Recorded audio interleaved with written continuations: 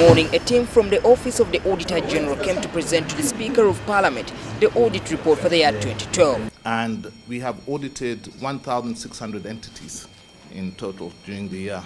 Some of the key findings from the central government is the report between June 2, 2011 and June 2012 faults government for signing agreements for 30 new loans amounting to 1.3 trillion shillings without the approval of Parliament as required by law.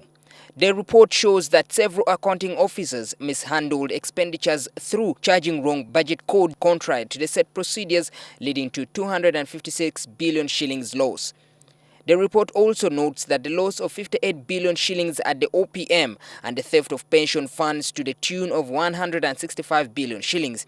It also indicates that many accounting officers wrongfully extended advances to officers contrary to the laid down regulations, leading to a loss of 25 billion shillings, which remains unaccounted. While in local government, over 8 billion of the budgeted local revenue by the local government was not realized.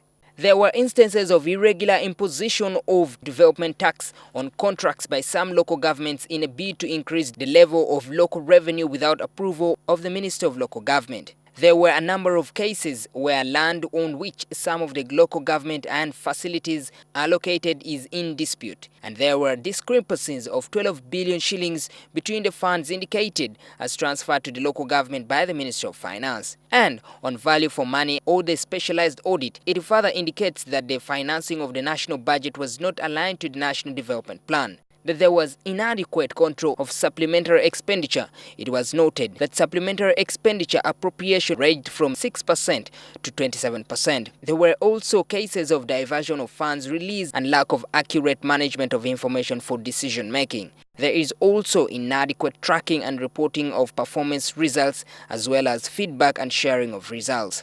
The report further recommends that the Ministry of Finance should in future endeavor to align the financing of the national budget with the national investment priorities along with the country's national development plan.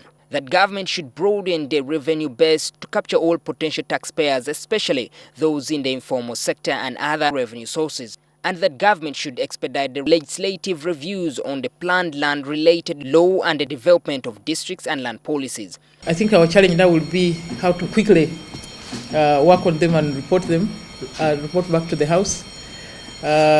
Of course, we have heaps of reports already in, but I think we'll have to create some more time to dedicate them to these reports, so that the country gets to know where we need to improve, what has been accomplished, and so on.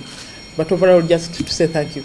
The report will now be handed over to the Public Accounts Committee, which will invite accounting officers of the relevant sectors to explain the anomalies before a final report is tabled before the House for sanctioning. Research Hall, NTV at Parliament.